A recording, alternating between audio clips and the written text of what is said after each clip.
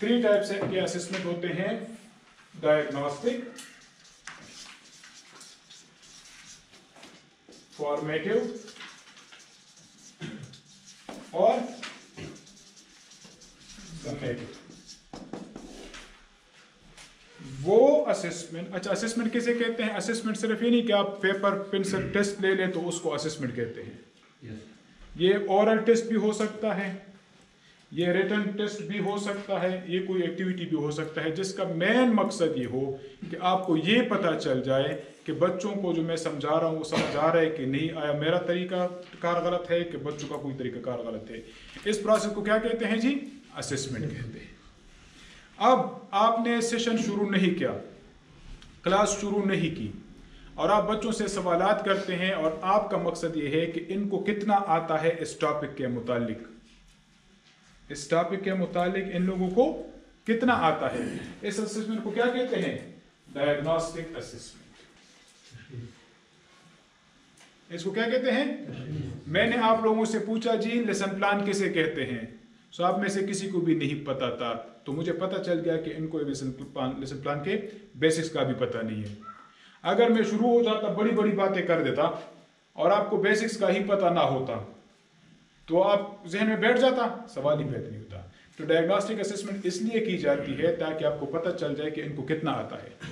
आपने देखा होगा जब मैं सेशन शुरू करता हूं तो सबसे पहले आपसे सवाल करता हूं कि नहीं, ताकि मुझे पता चल जाए कि इनको कितना आता है इस टॉपिक के मुतालिक। हाँ, जब मुझे पता चल जाता है कि इनको इतना आता है तो उससे मैं थोड़ा आगे चला जाता हूँ, बजाय इसके कि आप मैं इतना ऊपर चला जाऊं कि वो आप बहुत नीचे रह जाएं, या आपको ऑलरेडी सब कुछ आता हो वो चीज़ें मैं बार बार एक्सप्लेन करूँ फिर भी मज़ा नहीं आएगा।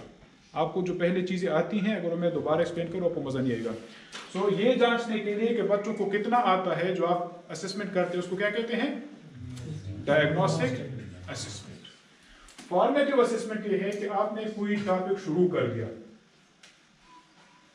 तो ये तो नहीं कि आप 10 या 15 मिनट बाद फिर बच्चों से पूछेंगे कि समझ आ गई कि नहीं आई। नो, आप 1-2 मिनट बाद इनसे पूछेंगे कि मैं जो बता रहा हूँ इनको समझ आ भी रही कि नहीं। असल में फॉर्मेटिव असेसमेंट इसलिए की जाती है कि बच्चे आपके साथ साथ चले, ये नहीं कि आप दूर चले जाएं, बच्चे पीछे रह गए, फिर वापस आ जाएं, फिर इधर से इनको लेकर जाएं। नो, इस प्रोसेस को कम करने के लिए ताकि बच्चे आपके हम कदम हो, तो आप थोड़ी सी एक्सप्लेनेशन देते हैं, उसके बाद सवाल जवाब करते हैं कि आया इनको समझ आ गई कि नहीं। ठीक है, कल जो हमने ये चीजें की थी तो मैं 2-3-4 दफा इन चीजों को रिपीट कर रहा था, हर एक ये क्या है ये क्या है, तो आप मेरे साथ, ताकि आप लोग मेरे साथ साथ चले, ऐसा ना हो कि मैं बहुत आगे निकल जाऊं और आप बहुत पीछे रह जाएं। सो सबक की पढ़ाई के दौरान जो बीच बीच में सवालात किए जाते हैं, बीच बीच में, अभी पूरा लेसन कंप्लीट नहीं हुआ, बीच बीच में, दरमियान में, तो उसको क्या कहते हैं? Formative assessment. Got this one? अब समेटिव असेसमेंट कब की जाती है? जब आप सेशन खत्म कर लेते हैं, आप क्लास खत्म कर लेते हैं और ये देखने के लिए कि जो पूरा का पूरा मेरा मैसेज था वो इन तक कन्वे हो गया कि नहीं। जब वो सवालात आप करते हैं उसको क्या कहते हैं? Summative assessment. Got this one?